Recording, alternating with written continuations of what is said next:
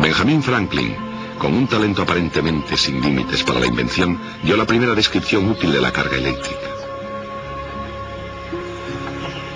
Y así proporcionó la primera explicación de un extraordinario invento del siglo XVIII llamado la botella de Leyden. Por supuesto, una revolución, aunque no sea del tipo científico, separaba a Michael Faraday de Benjamin Franklin. Sin embargo, Faraday y Franklin tenían mucho en común.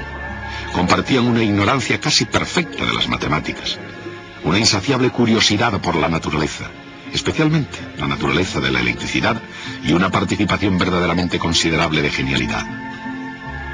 Y eso es justo lo que se necesitó para relacionar las cargas eléctricas con las líneas de fuerza. El concepto de líneas de fuerza incluiría, por suerte, también el magnetismo. Y cuando Michael Faraday se enfrentó a la cuestión de cómo poder utilizar el magnetismo para crear electricidad, su respuesta, la inducción electromagnética, pondría al mundo bajo un estado constante de flujo variable. Nadie captó el significado del flujo variable mejor que James Clerk Maxwell. Maxwell tenía un secreto y un dilema a la vez.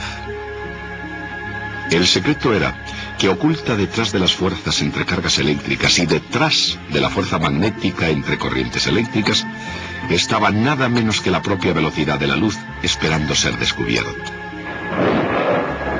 El dilema era que, a pesar de toda la elegancia y la fuerza de las leyes de la electricidad y del magnetismo, las leyes de Gauss, de Ampère y de Faraday, había algo que faltaba.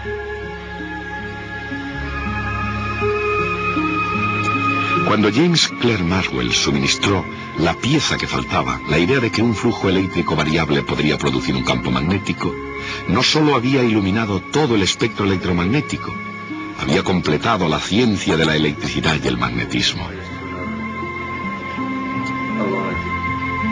Fue un logro que rivalizó con la invención por parte de Isaac Newton de la propia mecánica clásica. Cuando el siglo XIX llegaba a su fin, la mecánica clásica de Newton y la teoría electromagnética de Maxwell parecían ser los cimientos gemelos de un edificio de la física que permanecería para siempre. Pero era un para siempre que no estaba destinado a durar mucho tiempo. ¿Qué podía haber fallado? Ciertamente no parecía que fuera mucho en ese momento, solamente unos pocos detalles que no encajaban bien en la gran escena. Por ejemplo, Albert A. Michelson había construido un dispositivo maravilloso para medir el movimiento de la Tierra mediante el estudio de los cambios de unas franjas de luz. Todo lo que se podía esperar era un pequeño cambio en la figura. Pero cuando Michelson giró su interferómetro en el viento del éter, en lugar del pequeño cambio que esperaba, no se produjo absolutamente ninguno. Luego estaba el curioso caso de Max Planck.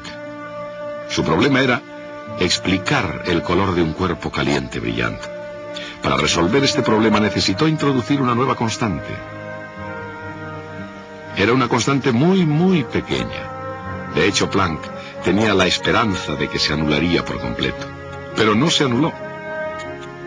Y luego estaba la extraña historia de Ernest Rutherford. Cuando bombardeó una fina chapa de oro con rayos alfa ordinarios, el experimento funcionó casi perfectamente. Casi todos los rayos alfa pasaban a través de chapa, justo como se había supuesto. Solo unos pocos rebotaban. Pero, ¿cómo podía ser eso? Ni tan siquiera uno debería rebotar. Partiendo de esos comienzos modestos surgió la nueva revolución, y nadie jugó un papel más importante que el joven Albert Einstein. En el mundo de la física, el año 1905, año en el que el joven Einstein presentó su tesis doctoral, será recordado a la par que el año 1665. Año en el que el joven Isaac Newton huyó a Lincolnshire para escapar de la peste que asolaba Londres y completó lo que fue quizás su trabajo más importante. Pero a diferencia de Newton, que utilizaba su pacífico retiro para encontrar las respuestas a las revolucionarias preguntas del pasado, Albert Einstein, en 1905, hizo descubrimientos que hicieron poner en marcha la nueva revolución.